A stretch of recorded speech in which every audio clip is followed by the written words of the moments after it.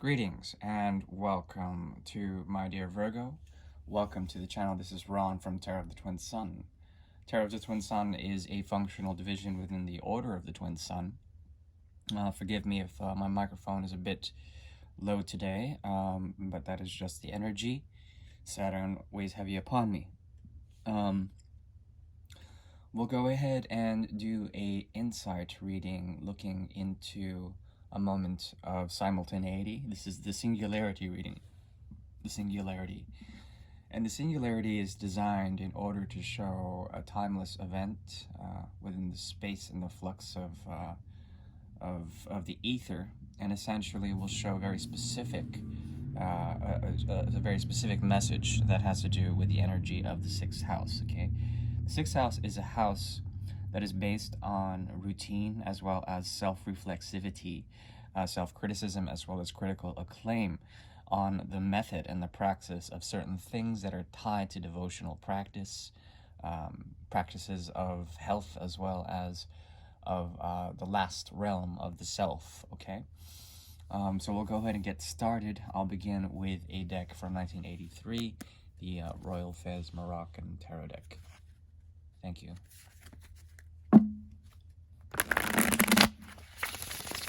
Please take only what you will and use your discretion. I do thank you.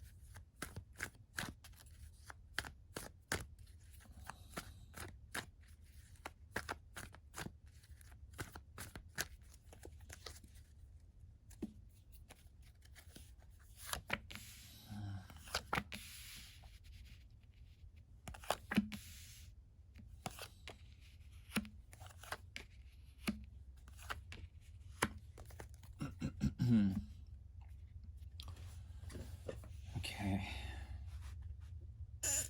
This singularity revolves around ideals or idealisms that are falling short.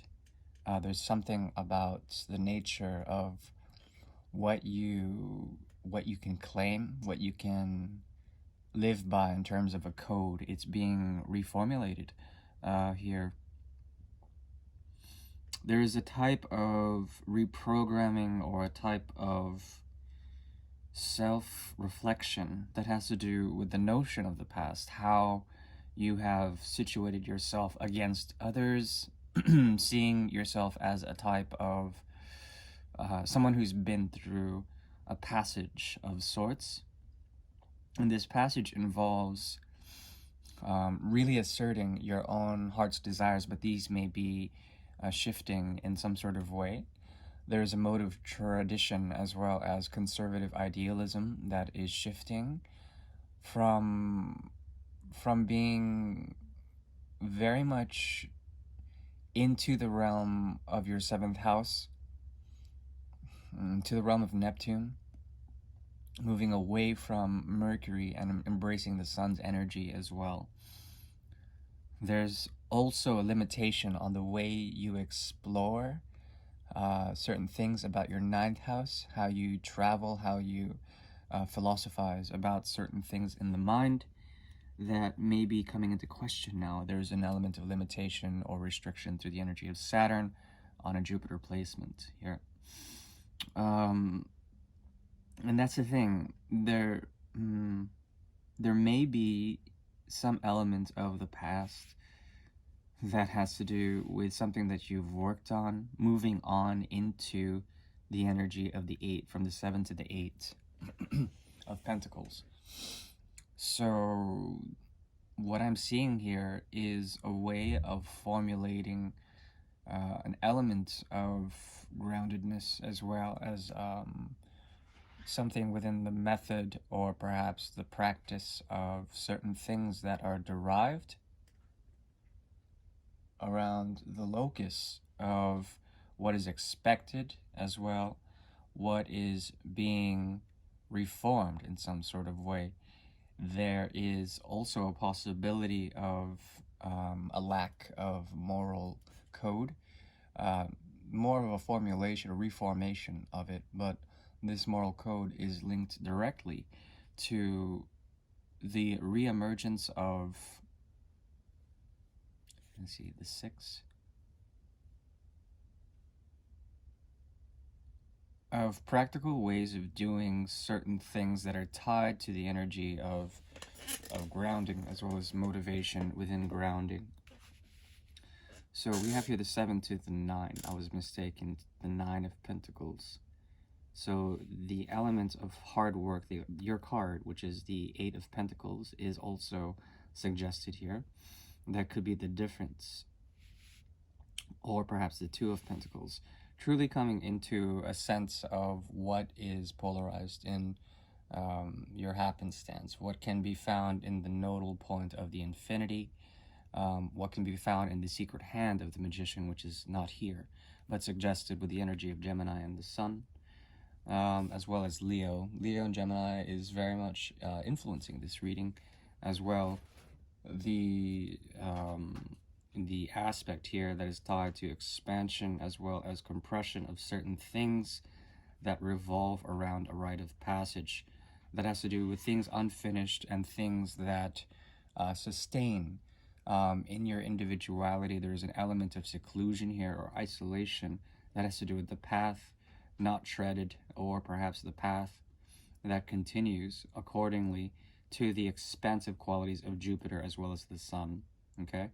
And that's the mystery of such things as the sun, as things radiate from the sun, matter, or perhaps light.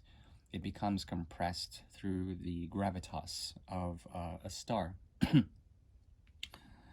And perhaps that's something you're trying to do, but there's this element of compression that is heavy, and it has to do with a rite of passage you think you've walked, you feeling very, at one point, very stable within yourself, as well as your desires, as well as the ability to freely do your own thing, but now that being a sort of point in which you can question that which fuels you, that which sets desire into you, sets you on fire. Because of such, there is a release as you look back into the past, a release of fears, a knowing that comes through the energy of the 12th house and Neptune, as well as anything that is having to do with nurture or the Great Mother, or anything that has to do with languages or informations that secretly at once caused fear, but now there is some sort of release from that. And you can move forward, but it's difficult for you to really think in a certain way. Your practicalities are what fuels your desire, and you hope to become something of, you may hope to become something of someone who can be an example in terms of your desires that are rooted in the worldliness of things.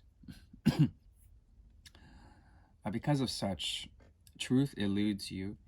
Truth is difficult, or perhaps there's something from the past that you have left in terms of a loyal connection, and truth is being forced out in some sort of way, or there's a knowing about something. Okay, the Ace of Swords in reverse here talks about penetration of the mind.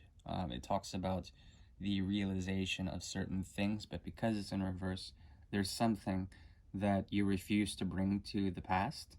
It feels like you may not really sort of relish in what you have been devoted to in the past, and there's this sort of stasis point where you may have your hard work, you may have your path that revolves around practicalities as well as purity, but now there's a feeling that that you may not feel as sort of pure in that respect, pure in your own state. Um, doesn't mean that you aren't. It just means that the path that you're on involves some sort of a choice to reflect back in some sort of way of that which was once committed to. This overall conveying a sense of propriety, or um, a sense of really self-realization here that is tied to the energy of Leo, as well as situating oneself and becoming a teacher of sorts, or a guru of sorts. Mm, and that's the thing, because there's something about the expectations of the past and the expectations of this self that are very heavy here. The suggestion here is to also find a sense of that which has been missing in terms of the conditionality of your own expectations, how you've offered into new systems, or what, in terms of what you're moving towards, what exactly would you feel comfortable in terms of the company of others. The advice is to essentially strain and try to find a way to really tap into things that may cause you fear, because they lose practicality, to get a bit more abstract, and to perhaps embrace something that is a bit more quixotic, something that has to do with the exotic explorations of the mind, of the spirit, something that has to do not with practicality, but more with abstraction. And there is something that you can glean in terms of that. And if you do delve into, say, emotions, or empathetic responses, anything that has to do with the exploration of human conditions through emotional response, there is a possibility that the things that you've been working on will bear fruit in the future. Okay, but it also requires a great idealism that you naturally inherit, that is based on, exploration and foolishness in a way that will help you to essentially go over a period of darkness. It's as if the sun has set it in some sort of way, and it's really important to reset that sun to find the horizon point. Okay. Very short and very simple. Hopefully that wasn't too deep, but it was more of a spiritual read without the context of others. But that is the mystery of Virgo, as the axis it dances with that of the 12th house. Okay, which has to do with greater expansion, especially through the other. Virgo gets a bad rap for being kind of boring, but in actuality they're quite profound, and their ability to mercurial manifest certain abstractions is quite intense, and the imagination is strong within that earth sign. Right. Hopefully that helps. Please like if you do. Otherwise, I'll see you soon. Goodbye.